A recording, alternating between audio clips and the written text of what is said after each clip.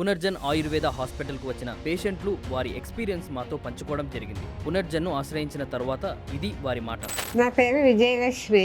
మాకు ఫస్ట్ లో tiffin centre ఉండేది. టిఫిన్ సెంటర్ వేయడము నేనే చేసేదాన్ని. ఆ పొగ నాకు పడక నెత్తిలో పువ్వు దాకా పేర్కొని నోటి మాట పడిపోతూ ఉందన్నమాట. ఎందుకబ్బా అనేసి అక్కడ దగ్గర హాస్పిటల్ చూపించాము. ఫస్ట్ చూపిస్తే మీకు తలలో గడ్డ వచ్చిందమ్మా, ఆపరేషన్ చెయ్యాలి అని చెప్పారు వాళ్ళు. అయితే సరే అనేసి జాయిన్ అయ్యాము.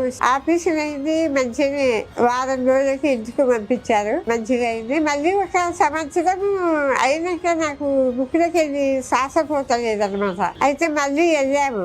అంటే మళ్ళీ వాళ్ళు స్కానింగ్ అది తీసి, అమ్మ ముక్కులో నీకు కొవ్వు పెరిగింది, ఆ కొవ్వు అనేది ముక్కులో అడ్డొస్తుంది, నీకు అది తీస్తే నీకేం కాదు, ఆపరేషన్ ఏమీ కాదు అని చెప్పారు. అంటే సరే అనేసి మళ్ళీ 4 రోజులకి జాయిన్ అయితే చిన్న ముక్కల నుంచి ఆపరేషన్ చేసి చిన్న ముక్కలు తీసేసారు వాళ్ళు. ఇక 2-3 రోజులు ఇంటికి పంపించేశారు అదే రోజు. అది అయ్యిందండి. ఇప్పుడైతే ఇది ఇక్కడికి రావడము మాకు ఫోన్ లో చూసి పునర్జనానికి ఇక్కడికి వచ్చాము. ఇక అంతకుముందు ఇది నెత్తి ఒక కుండ పెట్టినట్టుగా ఉండేది. నాకు అసలు చాలా టెన్షన్ పడేదాన్ని. అసలు అదేమో ఇక్కడికి వచ్చాము.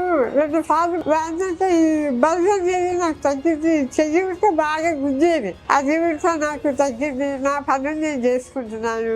ఇప్పుడైతే మంచిగా ఉంది. నాకు నమ్మకం వచ్చింది.